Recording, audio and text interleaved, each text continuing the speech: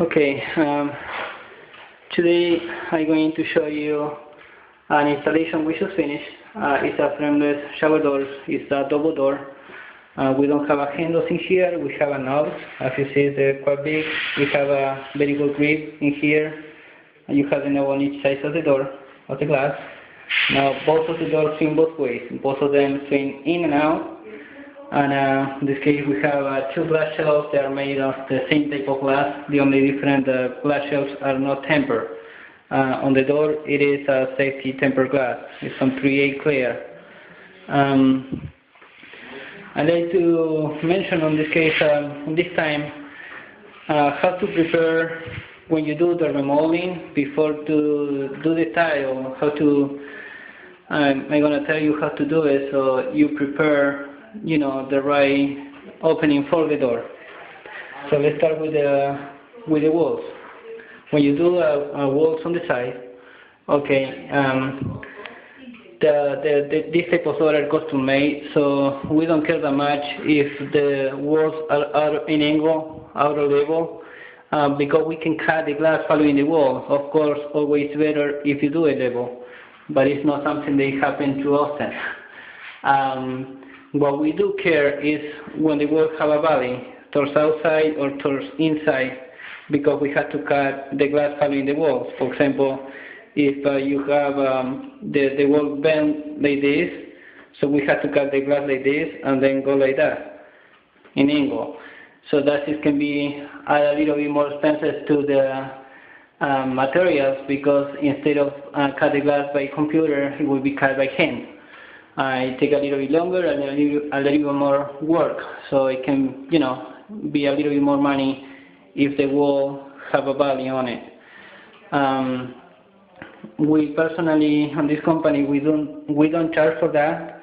It's same price, but a lot of companies do. Now let's talk about the curve right here. You have a window sill. It's only one solid piece of marble right there. You can find it in the tile store. Pretty much all of them, they have it. This one is 5 inches on the width. Sometimes people put 6 inches instead. The important thing with this part at the bottom is don't do it level. I mean, it has to be level across, but this way, don't do level. You have to lean it towards inside a little bit, so when the water hits the marble, the water runs in. I see many times they lean it opposite, so when the water hits the marble, you tend to have leaks on the enclosure. On this case, as a glass company, we can do nothing with the tile, but we can put a metal pressure at the bottom to prevent any water leaks. The only problem with that is, you start adding metal to it, so the look is it's not bad, but it's not the same. And because you have the tile tilted towards outside, you have the pressure here, so that means all the water is going to be all the time right here in between, because if the water has no place to go, we can keep it from going towards outside, but still it doesn't going to go to inside because the lean of the pressure. Now, in this case, you have a double door, as I say. It's a very good thing when you build the walls. If you have the chance, I mean, it's not totally necessary, but if you do have the chance to put 2x4 stall, like a wood stall, behind the tile, once you're building the wall, it's great because it gives more stability to the wall. A lot of times I see when you don't have that, we can still manage it, but if you have the wall and you push it with your hands when the glass is installed, you can see how the gap right here open. It won't happen on this. No, it won't happen on this one because it does have the 2x4 on it behind the wall. Now let's suppose you have a door and a stationary panel. This panel doesn't move. That means on this side is no hinges. It's going to be only clips, and the panel, as I say, is going to be stationary. So it's no need to put a 2x4 on this side. If you have pretty much on the wall they have the stationary panel, you don't need to add the 2x4.